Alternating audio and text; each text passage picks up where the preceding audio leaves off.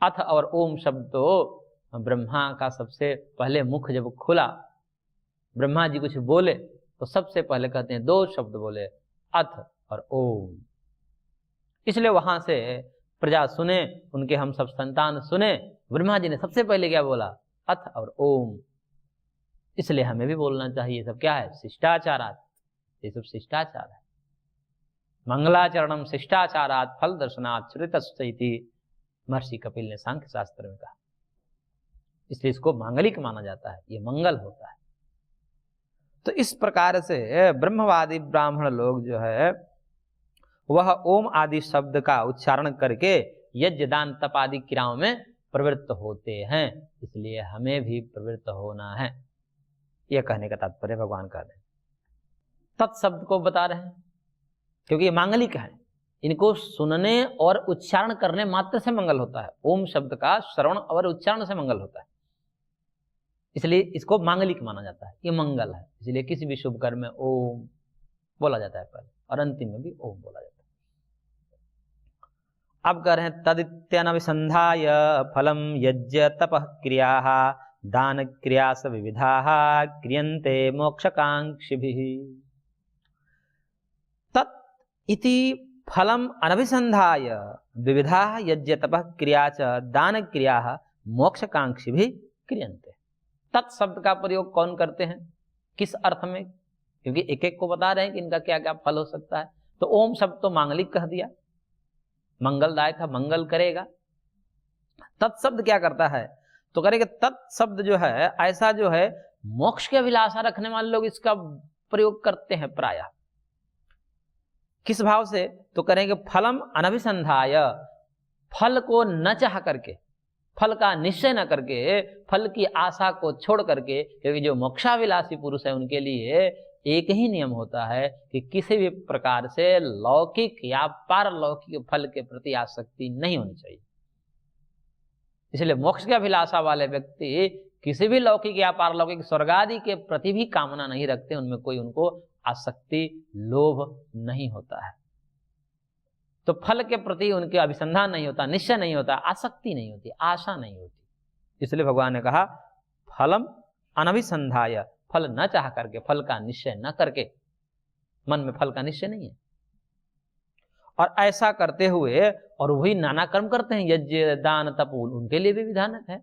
आगे 18वें अध्याय में तो इसका विस्तार से वर्णन किया जाएगा।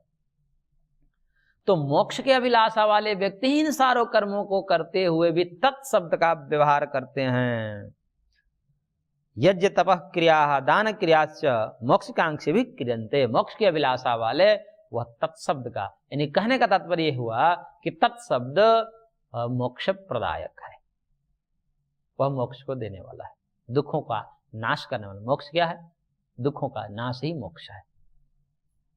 तो इसलिए मोक्षाभिलाषी जो पुरुष हैं वह तत्शब्द का प्रयोग करते हैं, यानी कि तत्शब्द मोक्ष प्रदायक है।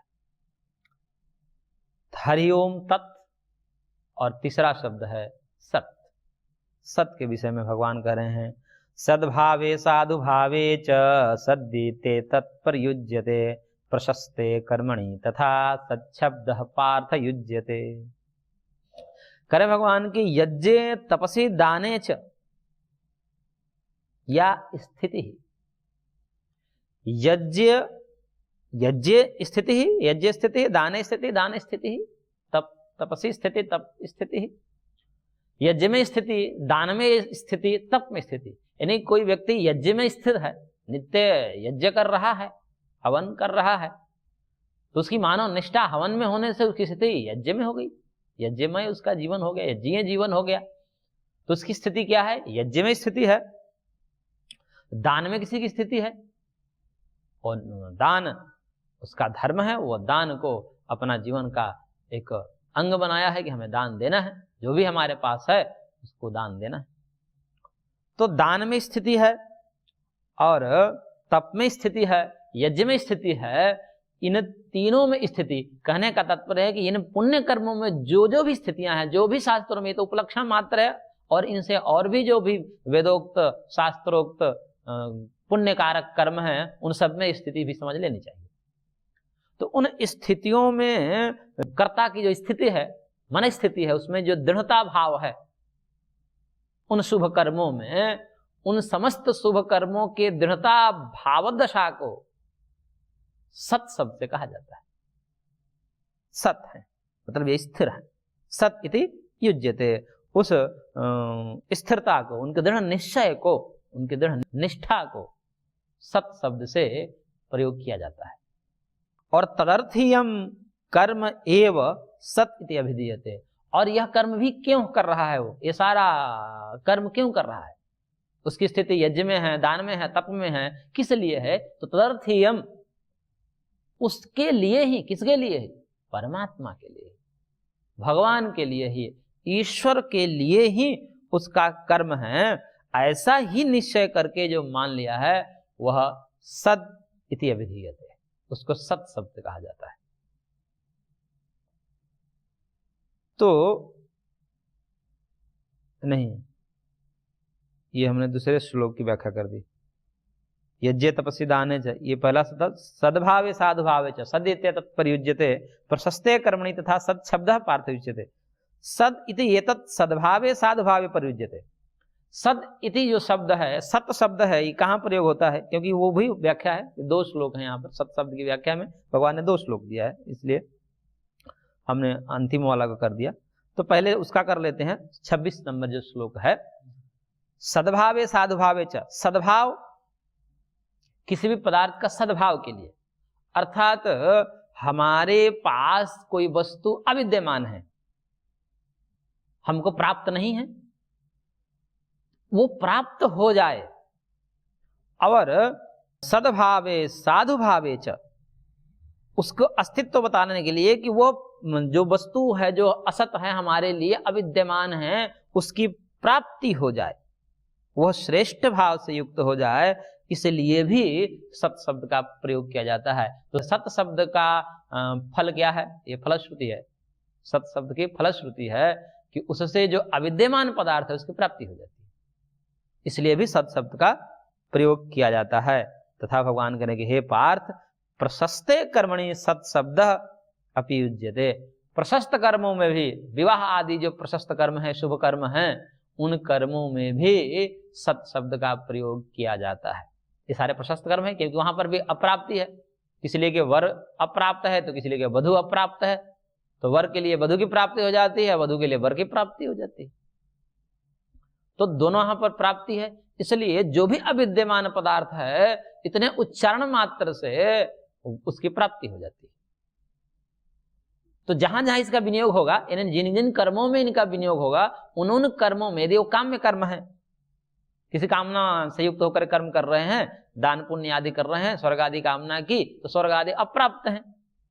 अब विधिहीन हो जाने से वो तो फल प्राप्त नहीं होगा, लेकिन ऐसा कर देने से विधि पूरी हो जाती है और वो फल मिल जाता है। थोड़ी न्यूनता भी हो जाए यज्ञ दान तप कर्म में, तो भी वो फल प्राप्त हो जाता है। इसलिए सत शब्द क्या है, सत शब्द जो है वह अविद्यमान की प्राप्ति के लिए है, और जितने भी प्रशस्त कर्म है, पुण्य कर्म है, जो श्रौत स्मार्त कर्म है, उन समस्त कर्म में इनका प्रयोग होता है। और आगे कह रहे हैं, यज्ञे तपसि दाने च स्थितिः सदिति चोच्यते कर्म चैव तदर्थीयं सद्येत्येवाभिधीयते।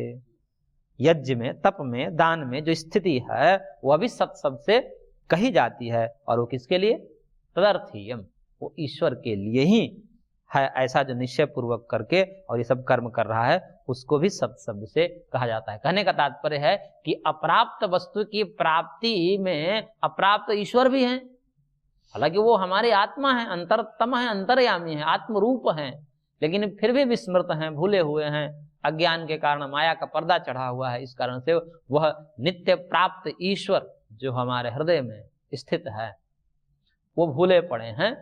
और इन कर्मों को करने से, और ऐसा थोड़ी सी विगुणता भी हो जाए, उन कर्मों में कमी भी हो जाए, तो सत शब्द का प्रयोग करके उसकी पूर्ति हो जाती है और ईश्वर भी प्राप्त हो जाता है। तो इसका फल ईश्वर भी है। तो यज्ञ दान तप इत्यादि में जो नित्य स्थिति है, नित्य निष्ठा है, जिसकी दृढ़ निष्ठा है, उसको भी सत सत्य कहा जाता है। कहने का तात्पर्य को निष्ठा पूर्वक कर्म करने से भगवत प्राप्ति हो जाती है, तो इसका फल भगवान है, या ऐसा करने से उनको उन कर्मों में निष्ठा भी हो जाती है, यह भी इसका फल है। तो हरि ओम तत्सत, हरि ओम तत्सत ये शब्द का अर्थ भगवान ने बता दिया, इसकी फलश्रुति भी बता दी। इसलिए यह शब्द प्रचलन में है कि कोई भी विगुणता हो जाए यज्ञ में, दान में, तप में, लेकिन पूर्ण श्रद्धा है हमारी और फिर भी कहीं ना कहीं हो जाती है, तो हरि ओम तत्सत शब्द का प्रयोग करके उस विधि की पूर्ति की जा सकती है और वह फल प्राप्त किया जा सकता है। वह फल अप्राप्त नहीं होगा क्योंकि हमने श्रद्धा पूर्वक किया है।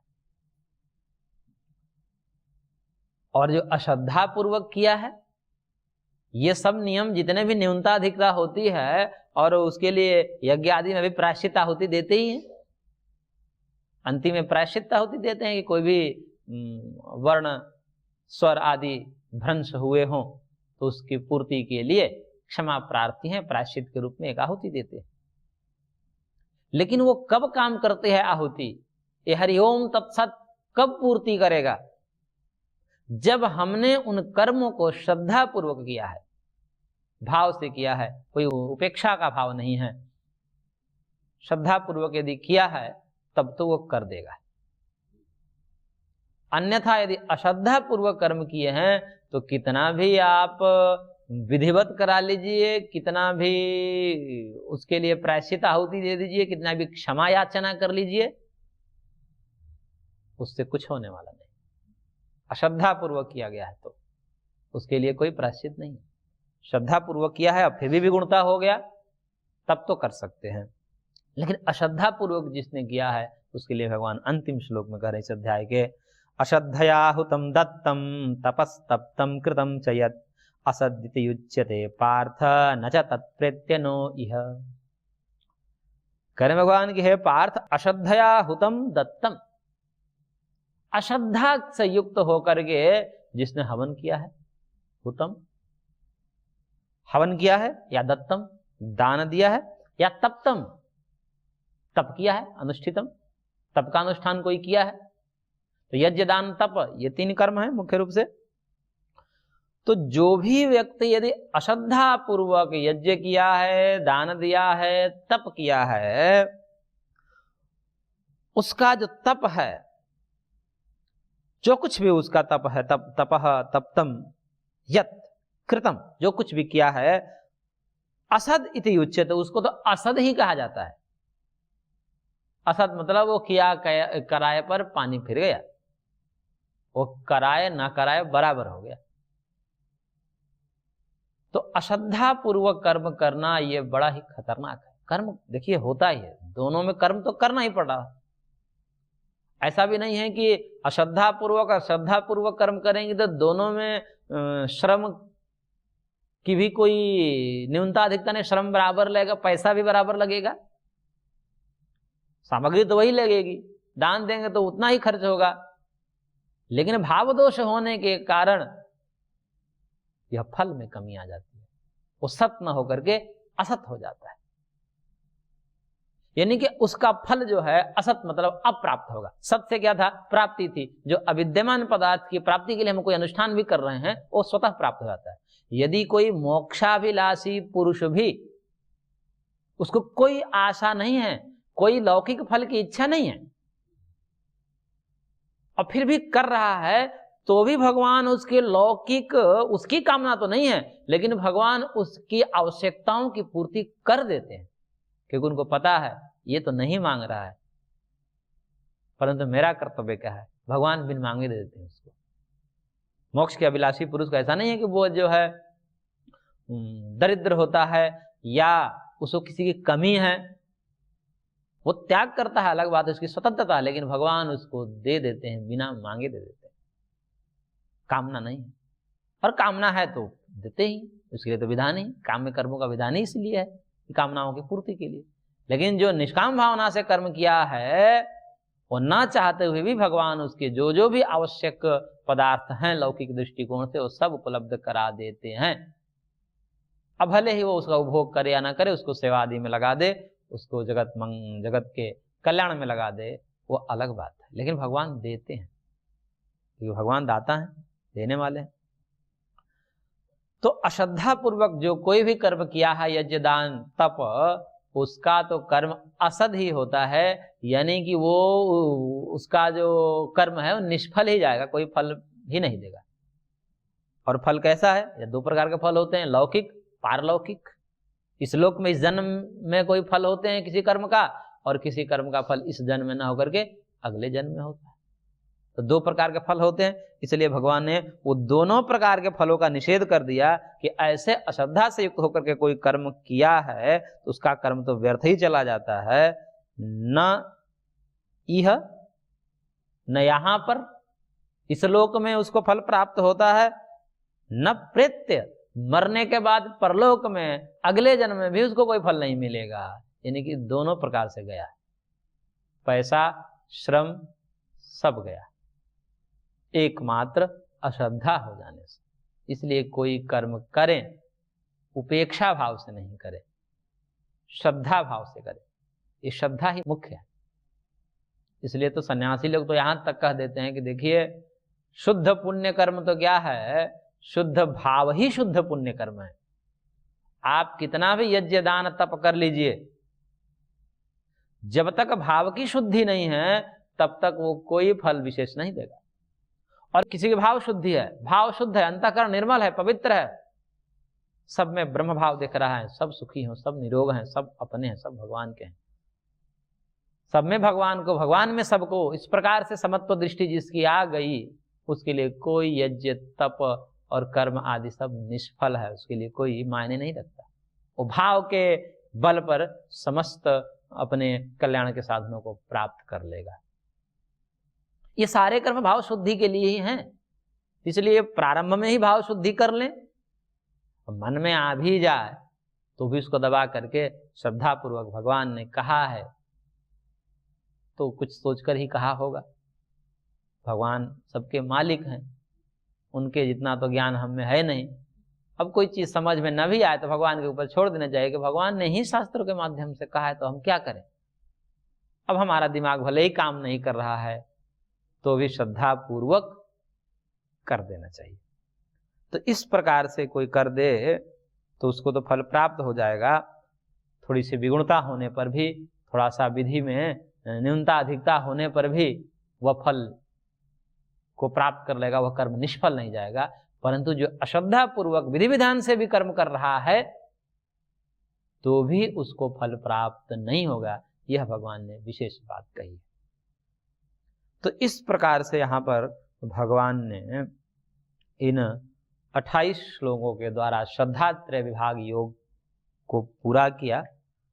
और श्रद्धा आदि में होने से श्रद्धा त्रय विभाग कर दिया, क्योंकि केवल श्रद्धा ही नहीं थी, अपितु श्रद्धा के अतिरिक्त आहार पर भी चर्चा हुई, यहाँ पर यज्ञ पर भी चर्चा हुई, तप पर भी चर्चा हुई, दान पर भी चर्चा हुई। तो इन 5 विषयों पर इन 28 श्लोकों के द्वारा विचार किया गया।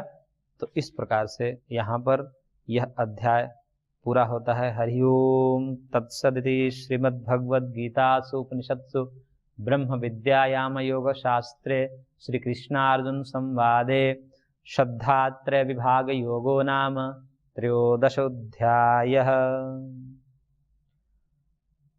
हरि ओम तत्सत।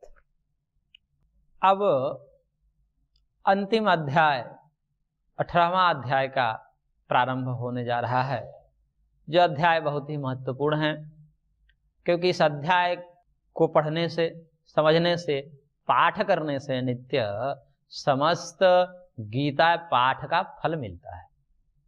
जो केवल 18वां अध्याय पढ़ लिया, पाठ कर लिया, वो समस्त गीता को पढ़ने का फल मिल जाता है। इसलिए इसको उपसंहार अध्याय के नाम से भी जाना जाता है, कि जो भी अभी तक 17 अध्यायों में जो जो भी चीजें कही गई है उन्हीं का सार रूप में कथन किया गया, इसको बोलते हैं शास्त्रीय भाषा में उपसंहार।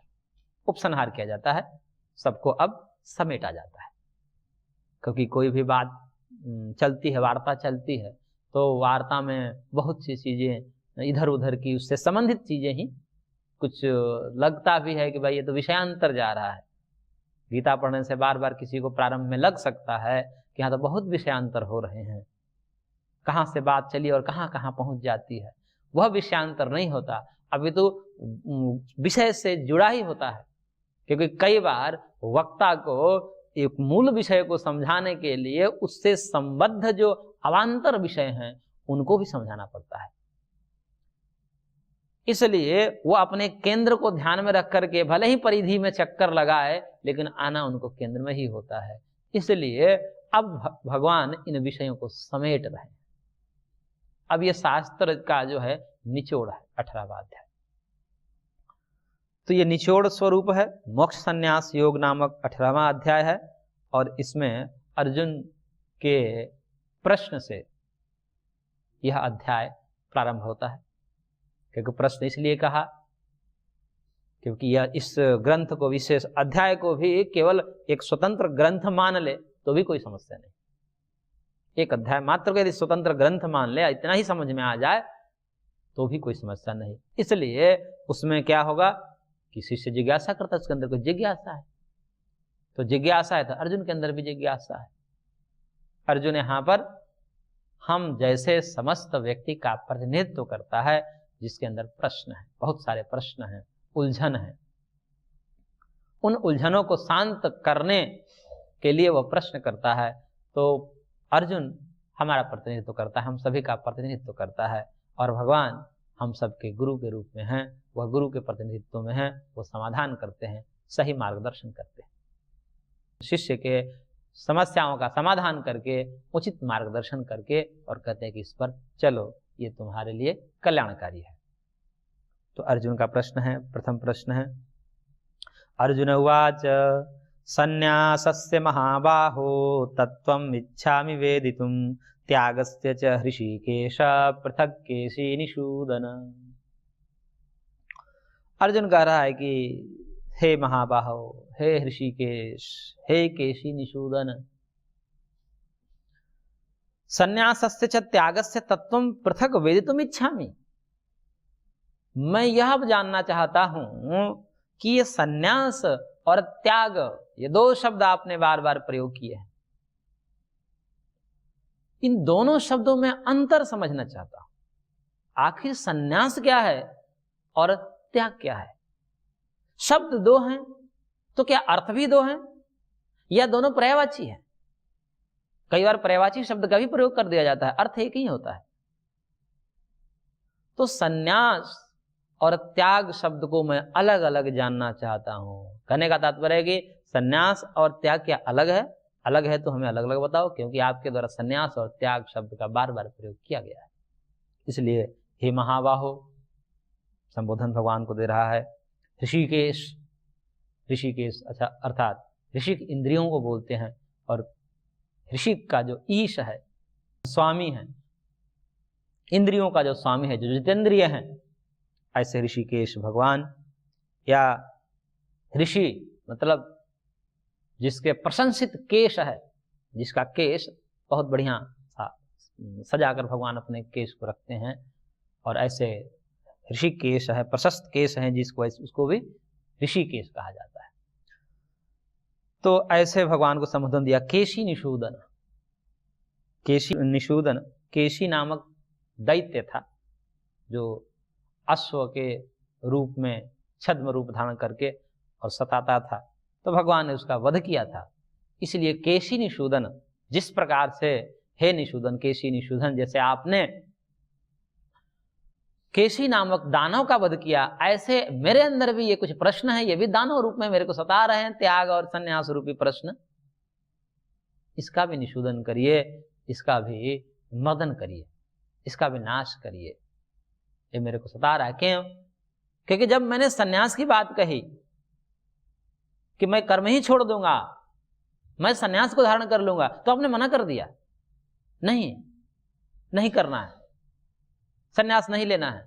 फिर आपने कहा कि त्याग करना है, तुम्हें कर्म फल का त्याग करना है, और कर्म फल त्याग पूर्वक तुम्हें कर्म करते रहना है। तो अब मेरे को संदेह ये हो रहा है कि आपने संन्यास से तो मना कर दिया, त्याग में प्रवृत्त करा रहे हो। तो संन्यास का अर्थ क्या अलग है, त्याग का अर्थ क्या अलग है? ये मेरे अंदर जिज्ञासा है। एक जिज्ञासा बस मिटा दो, फिर उसके बाद इसलिए केशी निषूदन ऐसा संबोधन दिया अर्जुन ने। मैं जानने की कामना करता हूँ, इच्छा रखता हूँ, ये बता दो। तब भगवान कह रहे हैं, पहले भगवान, क्योंकि यह कोई भी प्रश्न हम करते हैं तो वह प्रश्न अपूर्व नहीं होता, क्योंकि नया प्रश्न है ऐसा नहीं होता, वो पूर्व में किसी ने कहीं ना कोई प्रश्न किया ही होगा और उसका समाधान भी कोई अपूर्व नहीं होता। ऐसा ये नहीं समझना चाहिए कि अर्जुन के अंदर प्रश्न जो उठ रहा है ये अपूर्व प्रश्न है, पहली बार ये प्रश्न उठा, ऐसा नहीं है। क्योंकि यह जगत प्रवाह से चलता है और एक जैसा चलता है। प्रत्येक मनुष्य के अंदर जो संकल्प हो रहे हैं वह पूर्व में किसी न किसी व्यक्ति के अंदर संकल्प हो चुके हैं। जो हम आज सोच रहे हैं अच्छा या बुरा, वो पहले भी किसी व्यक्ति के द्वारा वो सोचा जा चुका है। जो हम अच्छा ही सोच रहे हैं जगत कल्याण के लिए, जगत मंगल के लिए, वो कोई अपूर्व थोड़ी सोच रहे हैं। कई लोग ऐसे जगत मंगल के कार्य कर चुके हैं। और कोई पाप भी कर रहा है तो कोई अपूर्व नहीं कर रहा है, उससे पहले भी कई पापी ऐसे हुए भयंकर भयंकर जो वही पाप किए। तो इसलिए यह कोई नया प्रश्न नहीं है, यह प्रश्न पुराने हैं। हालांकि बच्चों के अंदर जैसे प्रश्न आते हैं तो उनको लगता है कि यह तो मेरा नया प्रश्न है, मेरे अंदर आ रहा है, इसका उत्तर किसके पास होगा। जब गुरुजनों के पास जाते हैं वो उत्तर दे देते हैं तो वह बड़ा आश्चर्य होता है उसको कि इन्होंने कैसे दे दिया उत्तर। क्योंकि जो गुरु देने वाला उसको भी पता है कि गुरु जी ने वो भी सब बता रखा है, क्योंकि कोई ये नया समाधान नहीं है, ये सब परंपरा से जुड़े होने का फल है। कर्म योगियों के द्वारा कर्म फल संन्यास यानी कि कर्म फल त्याग, और ज्ञान योगियों के द्वारा, सांख्य योगियों के द्वारा सर्वकर्म त्याग। तो ऐसे दो तरह से त्याग शब्द का प्रयोग किया जाता है, संन्यास अर्थ में और त्याग अर्थ में। तो यह वर्णन भगवान के द्वारा किया गया। आगे और करेंगे और फिर अपना मत भी देंगे कि मेरा क्या मानना है, त्याग और संन्यास में क्या अंतर है। तो आज की कक्षा को हम यहीं पर विराम देते हैं, शेष अगले अंक में।